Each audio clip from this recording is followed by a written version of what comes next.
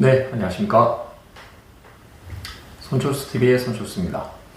네, 오늘 이야기 드릴 부분은 보험의 어떤 특약 중에서 조금은 가성비가 떨어지거나 아니면 조금 효율적이지 못한 특약들이 어떤 게 있는지 한번 이야기 드려보도록 하겠습니다. 영상을 시청하시기에 앞서서 구독과 좋아요, 알람 설정까지 꼭 눌러주시고요. 그러면 본격적으로 이야기 시작해 보도록 하겠습니다. 일반인 분들이 보험을 가입할 때 이런 특약을 넣는 게 좋을까 아니면 이런 특약을 안 넣는 게 좋을까, 특약들마다 굉장히 고민들을 많이 하실 겁니다. 네. 그런데 그 중에 제가 한번 말씀드리고 싶은 거는 조금 이런 부분을 한번 생각해 보셨으면 좋을 것 같습니다. 그 특약들이 지금 현재 좋은지 안 좋은지를 단순히 생각하지 마시고 앞으로 미래에 봤을 때 이 특약들이 좋을까 안 좋을까를 한번 조금 고민을 해 보셨으면 좋을 것 같습니다.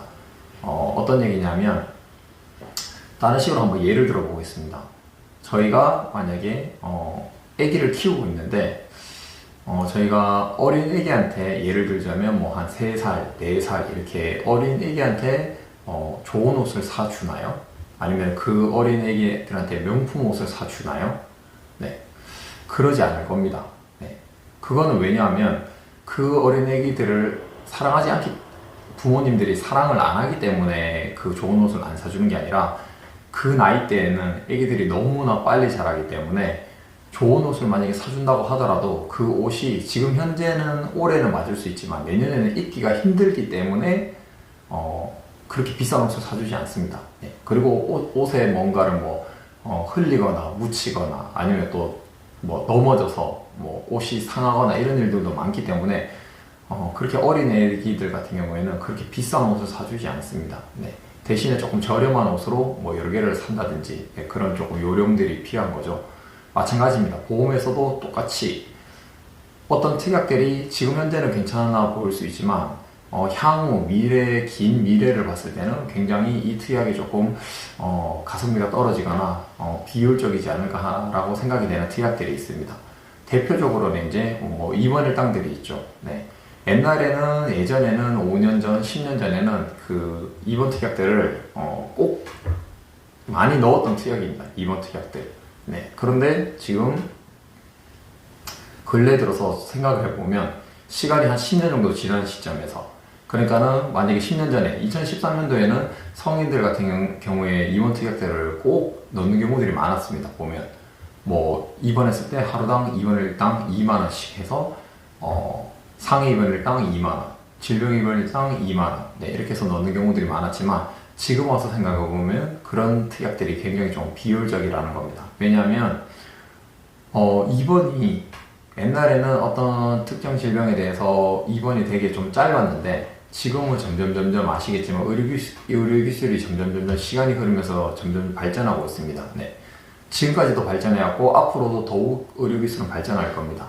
그러면 의료기술이 좋아지면 좋아질수록 입원이 길어질까요? 아니면 짧아질까요? 네. 입원이 점점 짧아집니다. 네. 예전에는 예를 들어서 암으로 인해서 수술하게 되면 한 달이고 2달 동안도 입원을 했었습니다. 과거에는, 오래전에는. 그런데 지금 저희 부모님도 암에 걸리신 적이 있지만 요즘에는 암에 걸리더라도 입원을 해서 2주 아니면 혹은 3주, 네, 자르고 나서 그 해당 부위를 자르고 나서 그 다음부터는 항암 혹은 통원으로 계속 치료를 받게 됩니다. 네.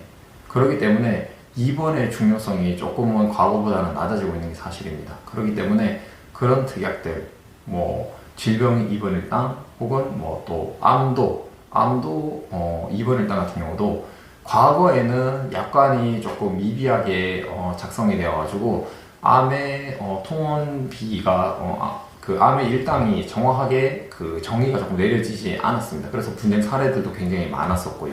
그런데 그게 몇 년 전에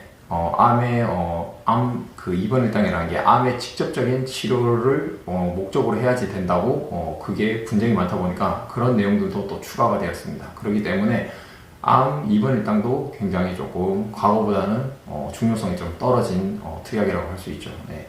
그렇기 때문에 이런 부분들에 대해서는 지금 현재 기준으로 생각할 게 아니라 앞으로 미래를 봤을 때 이런 특약들이 계속 효율적일지 아니면 더 쓰임이 많을지 쓰임이 적어질지 그런 부분들을 한 번쯤은 고민하셔가지고 보험 가입하실 때 좀 특약들 담보들 선택하시는데 참고하시면 좀 좋을 것 같습니다.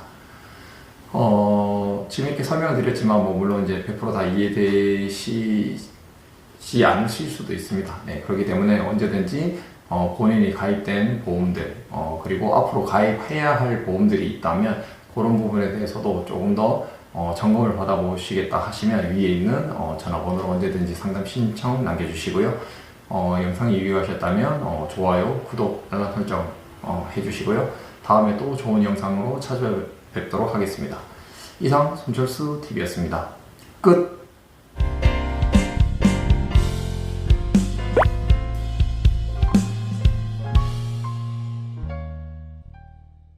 본 광고는 광고 심의 기준을 준수하였으며 유효기간은 심의일로부터 1년입니다.